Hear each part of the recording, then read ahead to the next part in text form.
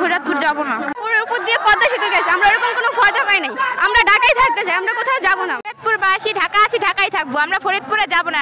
এর জন্য আমাদের জীবন দিতে হলে আমরা জীবন দিব। জেলাকে ফরিদপুর নিতে যাচ্ছে, আমরা ফরিদপুর যাব না, আমরা ঢাকায় থাকবো, আর ঢাকা ছাড়া আমরা কোনো জায়গায় যাব না। আমাদের যখন পদ্মা সেতু ছিল না, নদী পার হয়ে আমরা ঢাকা যেতাম, তারপরে আমাদের কোনো কষ্ট ছিল না, কারণ ঢাকা আমাদের অতি নিকটে।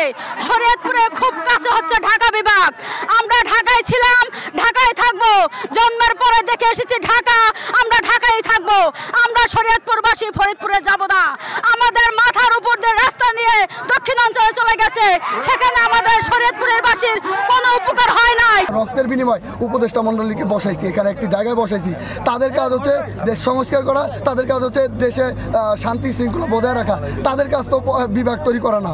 তারা আমাদের রক্তের উপরে বসে তারা আমাদের কাছে না জিজ্ঞেস করে, আমাদের সাথে কোনো রকম আলোচনা ছাড়া তারা আমাদেরকে ঢাকা বিভাগে ছিলাম, ঢাকা বিভাগ থেকে বিতাড়িত করে আমাদেরকে অন্য একটি অঞ্চলে বিভক্ত করতে চাইতেছে। আমরা বলছি আমরা 24-এ রক্ত দিয়েছিলাম, এখনও আমাদের যদি তারা আবার যদি আমাদের পায়তারা করে, তাহলে আমাদের রক্তচক্ষু আবার বেরিয়ে আসবে। আমরা কিন্তু তাদেরকে 24-এ যেমন গণঅভ্যুত্থান করেছিলাম, 24 ঘন্টার মধ্যে তাদেরকে নামাই দিতে আমরা সক্ষম আছি। শরীয়তপুরবাসী ঢাকার সাথে আছে, ঢাকার সাথে থাকবে। যদি শরীয়তপুরবাসীকে শান্তিতে থাকতে না দেয় এই অন্তর্বর্তীকালীন সরকার, এই অন্তর্বর্তীকালীন সরকার কিভাবে দক্ষিণবঙ্গে শান্তিতে থাকে সেটাই শরীয়তপুরবাসী দেখে নেবে এবং হারে হারে টের পাইয়ে দেবে।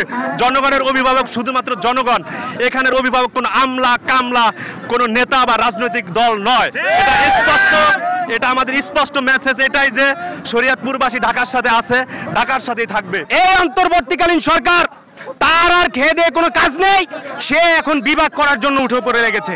কেন আপনাদের বিভাগ করতে হবে? কেন আপনাদের বিভাগ করতে হবে না? আপনারা সংস্কার করুন, আপনারা এই দেশকে একটি সুন্দর নির্বাচনের দিকে নিয়ে যান। আপনারা যদি এইভাবে এই পদ্মা সেতুকে, এই পদ্মার পাড়ের মানুষকে অবহেলিত করে রাখেন, আপনারা যদি ভাবেন যে না আমরা যেটা বলবো সেই সিদ্ধান্তই তারা মেনে নেবে, এটা ভুল। আমি স্পষ্টভাবে বলে দিতে চাই, যদি কোনোভাবে পায়তারা করা হয়, ফরিদপুরের সঙ্গে শরীয়তপুরকে যুক্ত করার জন্য কোনো নীল নকশা আঁকা হয়, প্রত্যেকটার নীল নকশার গুম হারাম করে দেব। আপনারা জানেন দীর্ঘদিন যাবৎ ফরিদপুরে যেই বিভাগ ঘোষণা করেছিল এবং সেখানে শরীয়তপুরের মানুষ, শরীয়তপুরের সাধারণ জনগণ তারা সেই বিভাগে যেতে ইচ্ছুক না, এবং সেই লক্ষ্যে আমরা জনগণকে কানেক্ট করেছি এবং জনগণের সাথে সংহতি জানিয়ে আমরা এখানে আজকে ব্লকেট কর্মসূচি করেছি। আপনারা দেখছেন যে আমাদের জনগণ, শরীয়তপুরের জনগণের সিদ্ধান্ত হচ্ছে তারা ঢাকা বিভাগের সাথে ছিল এবং এই ঢাকা বিভাগের সাথে আমরা থাকতে চাই। কিন্তু সরকার বারবার এটাকে একটা তারা সিদ্ধান্ত নিচ্ছে এবং আমরা মনে করি সরকার যদি জনগণের সিদ্ধান্তকে উপেক্ষা করে, তাহলে জনগণ সরকারের সিদ্ধান্তকে উপেক্ষা করে এই যে পদ্মা সেতু দেখতেছেন, এই যে এক্সপ্রেসওয়ে, এগুলো সব ব্লক রাখবে। ঠিক আছে, আমরা চাই দ্রুত যেন নিকার যে বৈঠক হয়েছিল সেই বৈঠকের সিদ্ধান্ত আমাদেরকে জানিয়ে দেয় এবং এটা যেন দ্রুত বাস্তবায়ন করে যে শরীয়তপুর ঢাকার সাথে ছিল, ঢাকার সাথে থাকবে। সরকার যদি আমাদের এটা বাস্তবায়ন না করে, তাহলে আমরা দুর্বার আন্দোলনের মাধ্যমে এই টোল প্লাজায় রাস্তা বন্ধ করে দিব। আমাদের মাথার উপর দিয়া দক্ষিণবঙ্গ যাতায়াত করে, কিন্তু আমরা ওই অজপাড়াগায় ফরিদপুরে যাব না।